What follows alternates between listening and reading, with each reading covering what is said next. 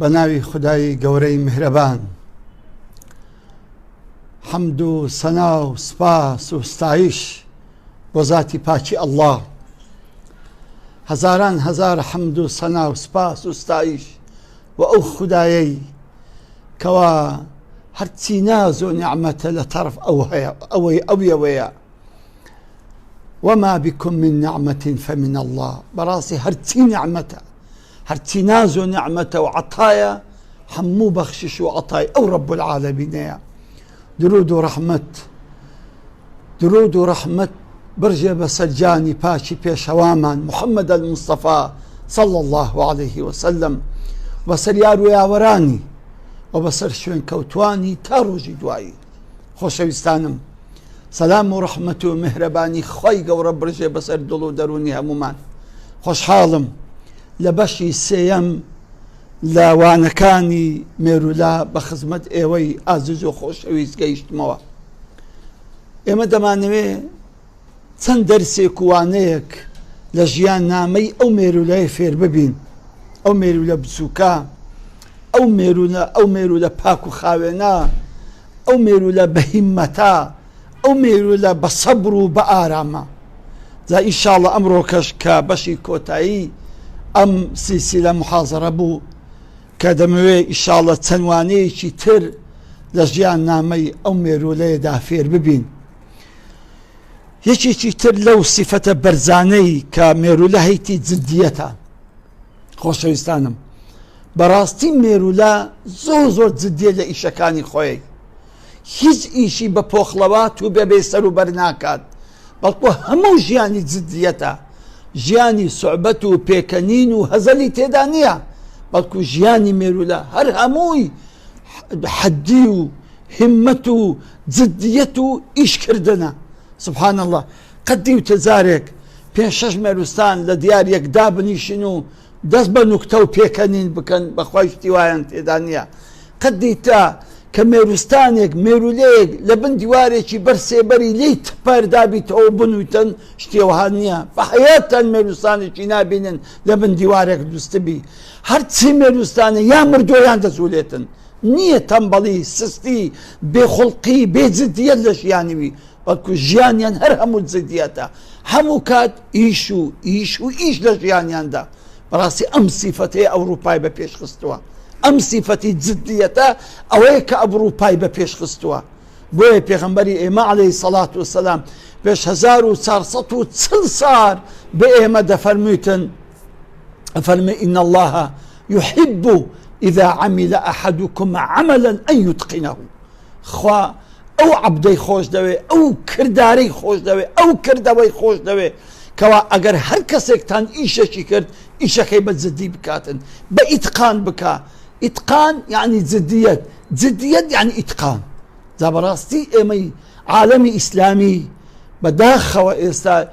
یەک لە مشکلەکانمان ئەوەی کە جددی نین، لە هیچ ئیشێکمان جددی نین، بۆیە لە هەموو ئیشێکمان هەر پاشەکشە و هەر فاشەلمان هێناوە. بەڕاستی هەر کەسێک جددی بێ لە ئیشەکەی خۆیدا ئەگاتێ من جەدە وەجەد. بەڕاستی هەر کەسێک جددی بێ لە ئیشەکانی خۆی، مەزبوط بێ، بەڕاستی ئەگاتە مراز و مەقسەد و ئاواتی خۆی. دا بەڕاستی خۆشەویستانم، ئێمەی موسڵمانان ئەگەر دەمانەوێت بەڕاستی خزمەتی ئەو دینە بکەین، خزمەتی ئەو خاڵق و وڵاتە بکەین، خزمەتی ئەم میلەتە بکەین، ئەبێت جددی بین، جددی لە هەموو ئیشەکانمان جددی بی. بەڵام بەداخەوە ئەو جیلەی کە من ئەیبینم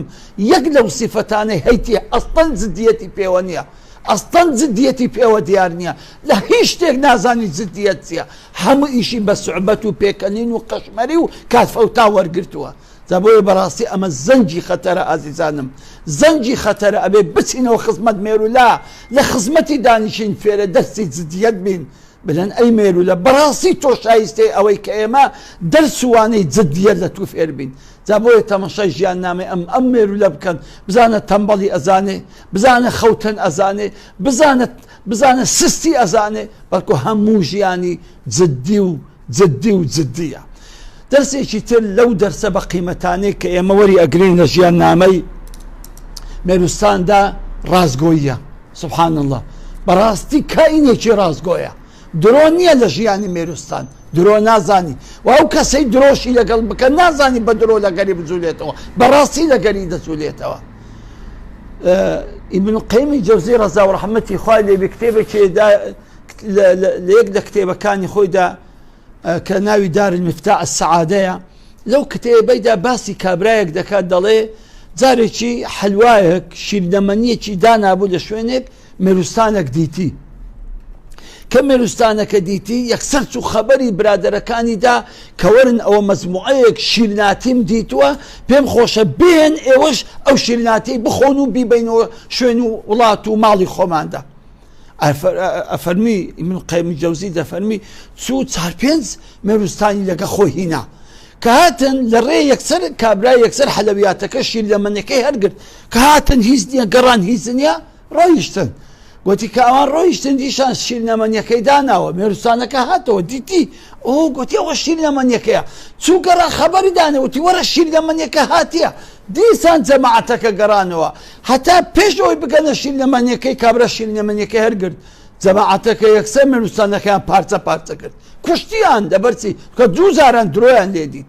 نییە درۆ لە ژیانی مێروستان نییە درۆ بەڕاستی هەر میلەتێک ڕازگۆ بێ ئەو میلەتە سەردەکەوێ بەڵام میلەتی درۆزن میلەتی فاشیلانە هەر ئۆمەتێک هەر میلەتێک درۆزن بوو ئەو فاشیلترین میلەتە ئەوە دۆڕاوترین میلەتە جا لە حکومەتی ڕابگرە هەتا فەڕاش ئەگەر درۆزن بوون ئەمە فاشیلترین حکومەتە فاشیلترین میلەتیشە زبۆی بەڕاستی زۆر خەتەرە درۆکردن سبحان الله درۆ بەرەکەتی ژیانت دەبا درۆ دەمو چاوت ڕەش دەکا درۆ بەرەکەتی ڕزقت دەبا بەرەکەتی تەمەنت دەبا زبۆی سبحان الله ئەو میلەتەی کە درۆ زۆر ئەکەن هیچ بەرەکەتیان لە ناو دانیان ناو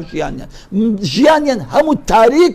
ماندی برسی دائما ماندی و برزی نیشانی هەر ئۆمەتێکە کە درۆزن بێ بەڵام میلەتی ڕازگۆ سبحان الله خوا هەم بەرەکەتیشی دەداتێ و هەم ئیسراحاتیشی دەداتێ جا ئەزیزانم حەیفە ئێمە لە مێروستان فێرە ڕازگۆیی نەبین لە هەموو کاتێک هەموو ژیانمان با بە ڕازگۆیی بڕوە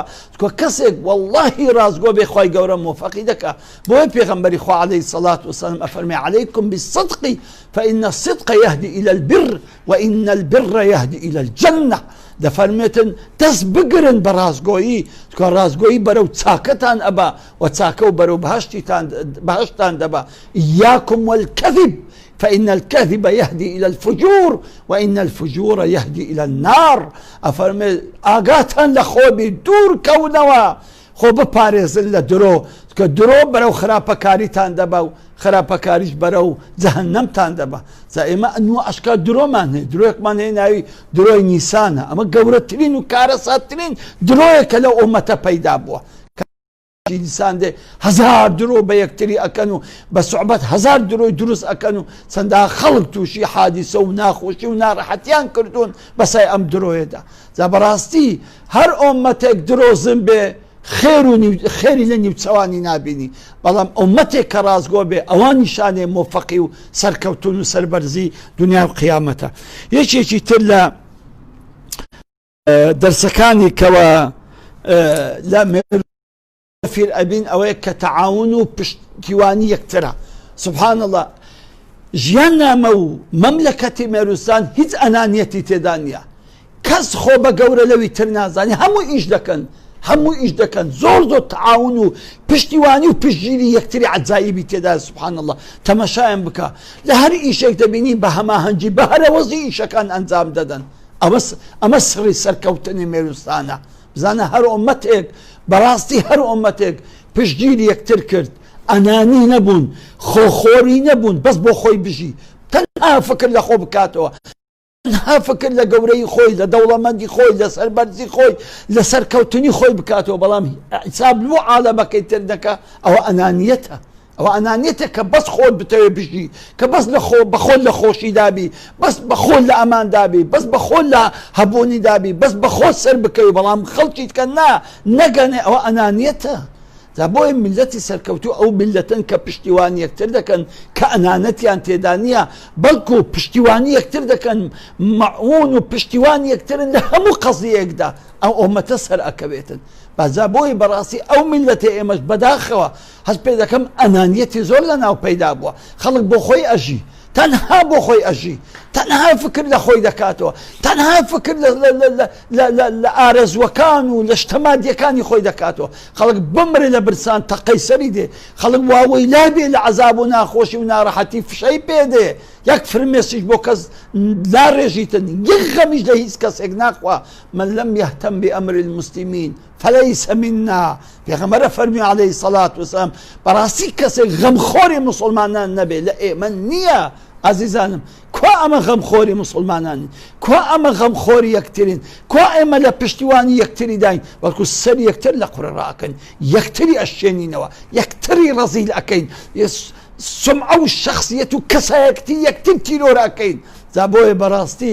ئەم سیفەتە زۆر جوانە لە مێرولەدا کە ئەنانینین دائما هاوشان و پشتیوان و مەعون و پشتیوان یەکترن سیفەتێکی تری لەو سیفەتە جوانانەی کە مێروستان و مێرولە هەیتی ئەویش قوربانیە لە پێناوی یەکتردا سبحان الله بەداخەوە ئەو سیفەتە لە ناو ئێمە هەر نەماوە هەر مردووە و نوێژی مردووی لەسەر بکە ئەم ئەخلاقە جوانە تەضحیە لە پێناوی یەکتردا قوربانی لە پێناوی یەکتردا تەماشای مێروستان بکەن ئەگەر بیانەوێت لە ئاوێک بپەڕنەوە لە ئاوێکی بچووک بپەڕنەوە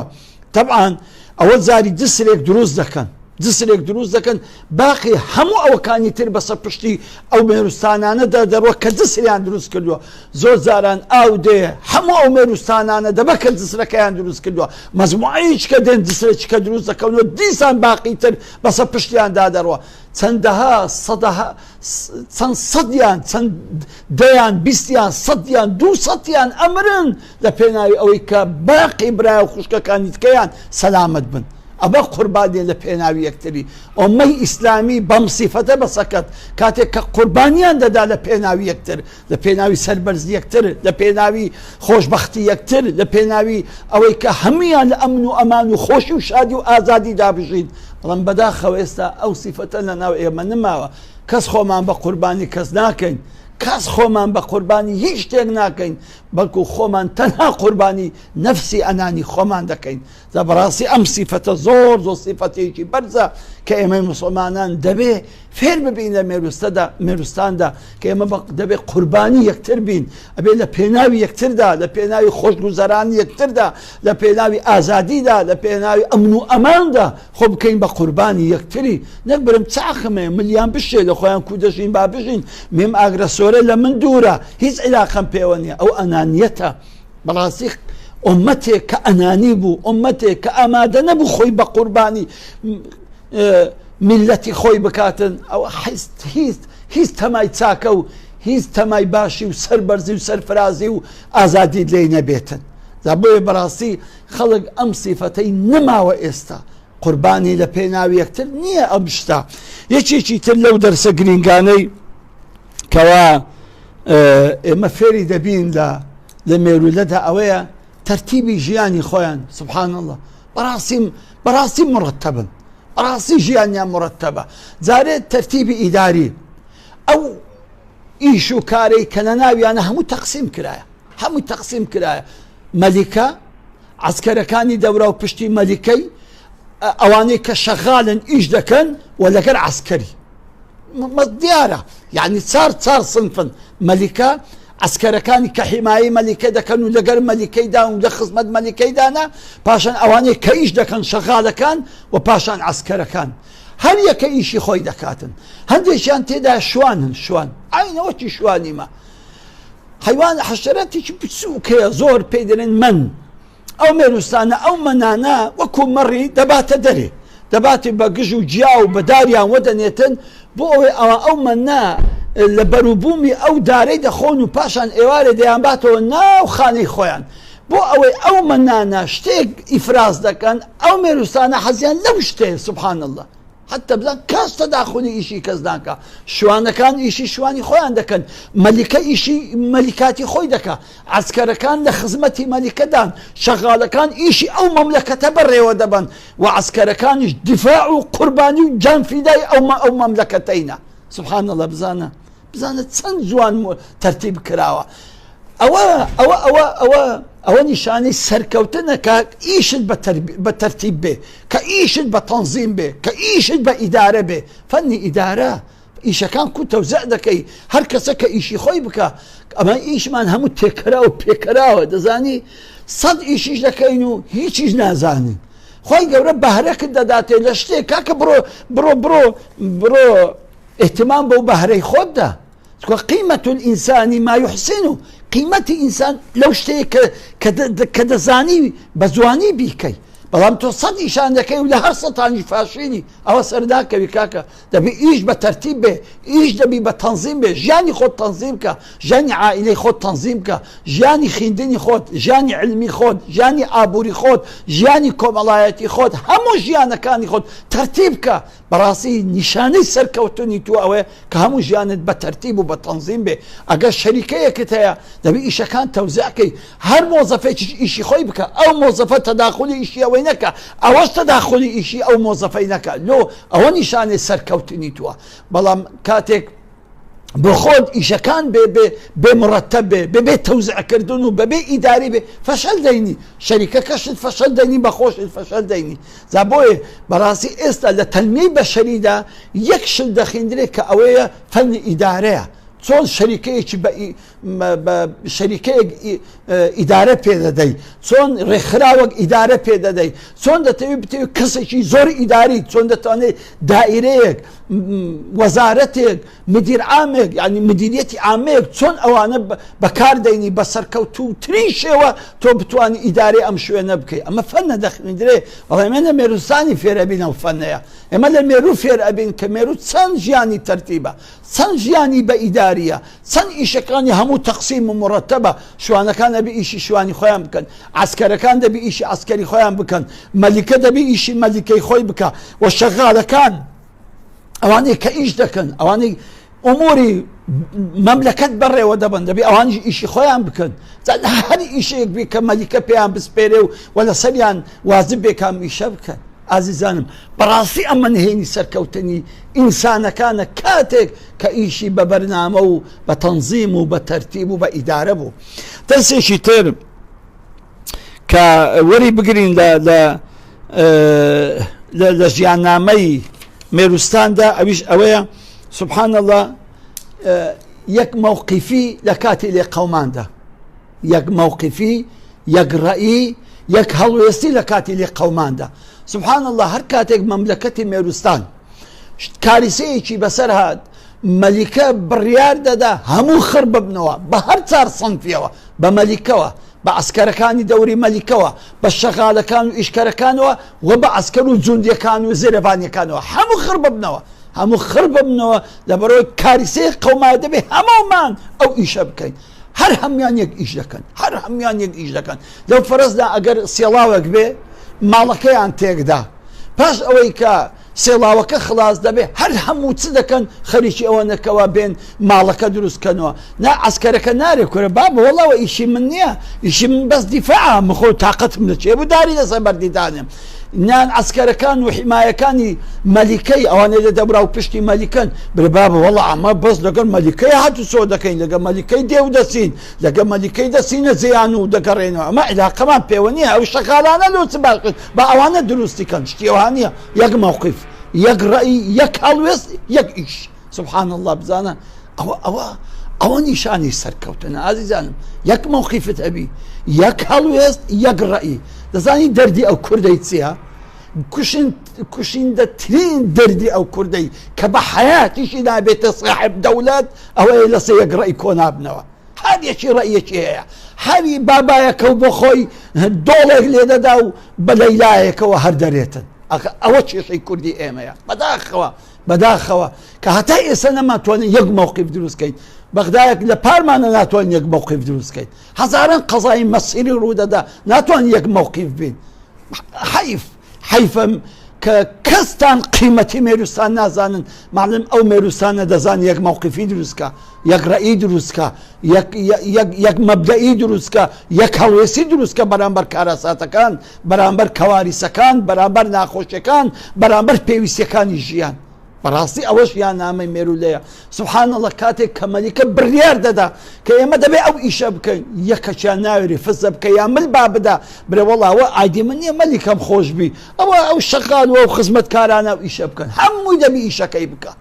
لە خوار مەلیکەوە حتى آخری دێ یەک هەڵوێزانمەنی یەک ڕەئی چکە ئەم مەملەکەتەوی بە وەحدەت و ڕەئی بەسەر دەکەوی بە یەک هەڵوێسی بەسەر دەکەوی بە یەک ڕەئی بەسەر دەکەوی بە یەک بازووی و بە یەک قووەتی بەسەر دەکەویتن ئازیزانم سبحان الله بەس تەمەشا و مێرولەی بکە عەجائیبت پێ دەبینی عەجائیب لە کاتێککە دوژمن هجوومیان دەکاتە سەرێ دەزانی هەر هەمووی دەبنە جوندی ئەوە نییە وەڵا شەغاڵەکان برێ بابە ئەمە چەند ساڵە ئیش دەکەین نەدێ و ئەسکەرە ملە سوورانە چیان کردێ بە ئەوانە دیفاع بکەن هەر هەمووی ئەبنە پێشمەرگە هەمووی ئەبنە پێشمەرگە و زێرەفانی و دیفاع لە مەملەکەتی خۆیان دەکەن ئەو زۆر گرینگە عەزیزانم بەڕاستی یەک هەڵوێستی و یەک مەوقیفی ئەوە ژیان سەردێخی ئەوە مەملەکەت بە سەردێخی ئەوە وەلێ دەکە شایستەی ئەوەی کە لە ڕووی جیهاندا گەورە بی و وە قابلی گەورە بوونیش بیتن دەرسێکی تر لە دەرسە گرینگەکانی مێروستان فێربوون لە مێروستان ئەوەیە بەڕاستی کۆمەلگایەکی زۆر خاوێن و باوێنە زۆر خاوێن و باوێنن تەسەوڕ دەکەن مێروستان هەموو ڕۆژێ 20,000 خۆی دەشوە 20,000 خۆی دەشوە سبحان الله بەڕاستی پاکو پاچی نەزافەت نیشانی عەقڵی سەلیمە هەر کەسێکتان دیت بەڕاستی ئیحتیمام بە پاک و خاوێنی خۆی دەدا شانوێ عەقڵی سەلیمە عەقڵ بەڕاستی لەبەرەوەی هەر کەسێک کە خەلەل لە عەقڵی هەبوو پیس و پەرۆخ دەبیتن تەمەشای شێتەکان کە لۆ پیس و پەرۆخن دەماغیان ئیش ناکە کە دەماغی ئیش نەکرد ناپڕژێتە سەر ئەوەی کە بچی خۆ بشتوە و خۆ خاوێن کاتەوە بۆیە ژیاننامەی مێروستان مەملەکەتی مێروستان و مێرولە سبحان الله زۆر خاوێنن بڕۆ تەمەشای خانیەکانیان بکە تەمەشای ژووری ئیستقبال ژووری خواردن ژووری نووسن ژووری مەلیکە ژووری عەسکەر مەعسکەرەکانیان هەمووی پاک و خاوێنە الله ئەکبەر بزانە بەڕاستی نیش هەر ملەتێک ئەگەر پێش بکەوێ یەکەم نیشانی ئەوەی کە خاوێن باوێن ئەبێتن ئەگەر ئێمە معزبین بە ئەوروپا یەک لە صفاتە جوانەکانی خەڵکی ئەوروپا پاک و خاوێنن یەک کەسیان نابینی کلێنکەس لە جادە فرێدا یەک کەسیان نابینی لە ناو سیارەدا دەبەی فرێدا یان ڕایگریتن سەرەزات و گولە بە ڕۆژەی خواردێ لە سەزادەی هەمووی خاوێن کاتەوە حەیف بزانە ئەگەر ئەتوو ئەوەی فرێدەدەی ئەو کلێنکسەی فرێدەدەی دەبی بزانی ئینسانەکەی ئەبێ بچەمێتەوە هەتا بۆ تو هەرگ بگرێتەوە حەیفە خەڵکی ئەچەمێنیەوە بۆ خۆت بچەمێنەوە بڕۆ ئەوەکەی فرێدە برادێکم هەیە لە ئەڵمانە لە شاری بۆن میوانی بووم تیمامستا تازە هات بوومە ئەڵمانیای مۆتەکم کڕی نەمدەزانی عادەت و ئێرە شارەزانە بووم لە مەعمەلێکی ئیشم دەکرد گوتی مۆتەکم کڕی بەچی کلەن خۆمان گوتی مۆتەکەم دەبینە و قاقەزەکەم فرێدا گوتی دەبینم نییە لە پشتڕە ئەوە پیرێژ نەک بەخۆ بە گۆپارەوە بە گۆپاری لە پشتم دەداتن ئەمیش گوتم خوای ئەوە چێ ئاور دەدەم و پیرێژنەکە بە ئەڵمانی گۆپارەکەی لەسەر قاقەزەکەی دانای گوتی ئێستا بی بەناو تەنەکەی زبری فرێمە دەجادەی دەبی ئەوها خەڵک فێرە خاوێن و باوێنی بی بەڕاستی بۆ هەیە لە حەزارەتی ئیسلامیدا ئەگەر بێت و ژیاننامەی دەوڵەتی ئیسلامی بخینەوە خاوێنترین دەوڵەت بوونە واللهی ئەو ئەوروپایە نییە کە بۆنیان ئیبداع کرد بۆن لە بۆ گەلی دروستیان کرد والله نەیان دەزانی بستە توالیتی بڕوا بکەن توالیتیان نەبوو موسڵمانانی ئیسپانیا کە 85 ساڵ حکمی ئیسلامیان کرد لەو ئیسپانیای ئێستا کە ئەندەلوس دەکاتن واللهی کە مەسیحیەکان دەوڵەتی ئیسلامیان ڕوخان دەزانی بەچ علامەتێک دەیانزانی ئەو ماڵە مسلمانە یا مسلمانیە کە توالیت و حەمامی لە ژۆرێ هەبوو ئەوروپا نەیدەزانی بە تەنێ خۆ بشۆن بە جەماعی گویان دەکرد بە جەماعی میزان دەکرد بە جەماعی خۆیان دەشوشت نان دەزانی بە تەنێ لە شوێنی مؤدەب و خاوێن و باوێن دابنیشن و ئیشی خۆیان جێبەجێ بکەن و خۆیان بشۆن نەبوو لە ئیسلام لە حەزارەتی ئیسلام فێربوون ئەو ئەوروپایە خۆزیە کتێبەکانی ڕاغب سەرجانی تا دەخیندەوە کاتێک کە باز دەکاتن کە مسلمانان چیان فێرە ئەوروپا کرد واللهی ئەوەی ئەوروپا ئێستا ئیفتیخار پێ دەکا لە خاوێن و باوێنی لە ئیتقانی لە هەماهەنگیان لە بەخێوکردنی پیرۆس بە ساڵە چوان لە بەخێوکردنی ئەوانەی کە خاوەن پێداویستی تایبەتن هەمووی لە ئیسلام و لە حەزارەی ئیسلامیان وەرگرتیە هەمویان لە حەزارەتی ئیسلام وەرگرتیە بەڵام بەداخەوە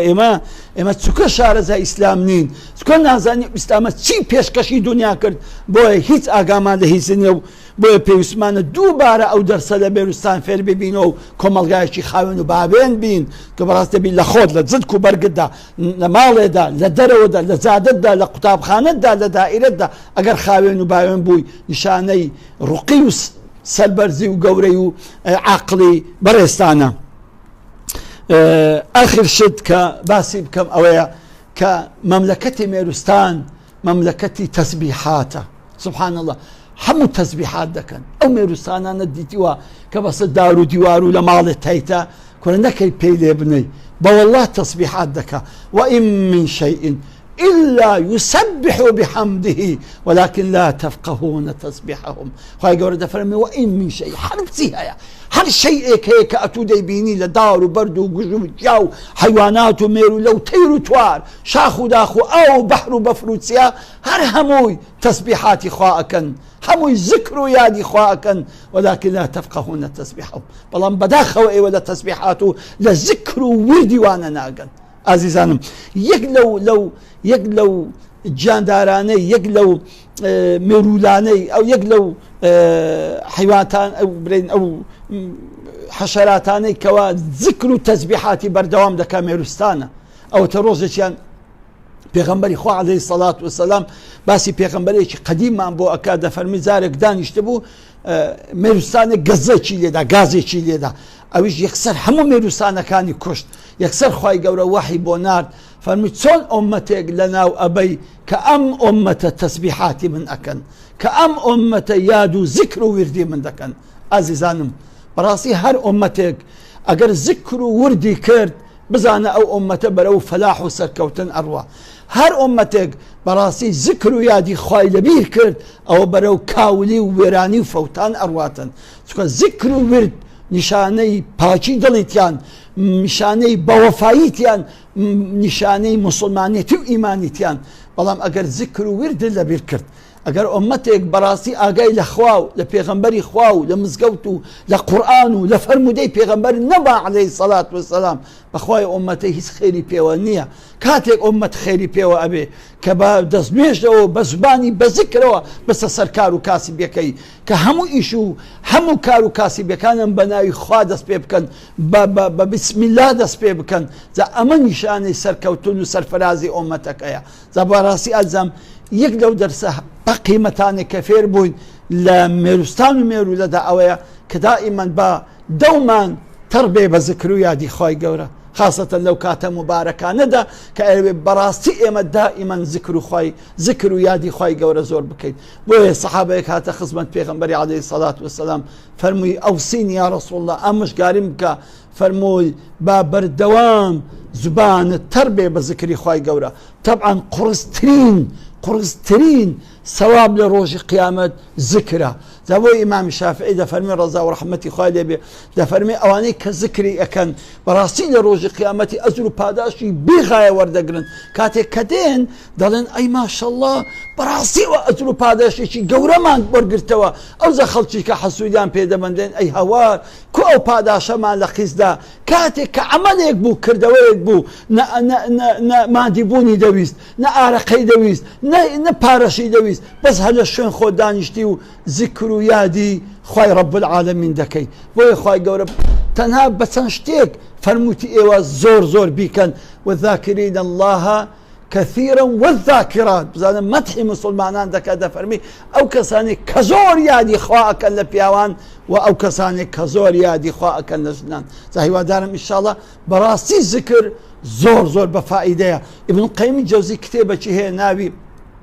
الوابل الصيب في الكلم الطيب أو كتابة بسوكة دو بشي يكم باسي صد فائدة ذكر دكا صد فائدة ذكر والله كده يخويني توا أوزا بشيماني داد دقري داري أي هوار ذكر أو دا قوريا أو همو باداشيه أوزا أمن لقي سخوم دايا بشي دو ميش أو شويناني كذكر دكي نوسيتي ذا أو كتابة بخوينا وهوادارم زور استفادة لدك خاصة بشي يكمي كصد فائدة ذكري بازدك والله أوزا دزان إيما سان خسارة من دين كاتيك وقت كان من ببي ذكرو يادي خواهي قورا بري ودستيتن هوادارم إن شاء الله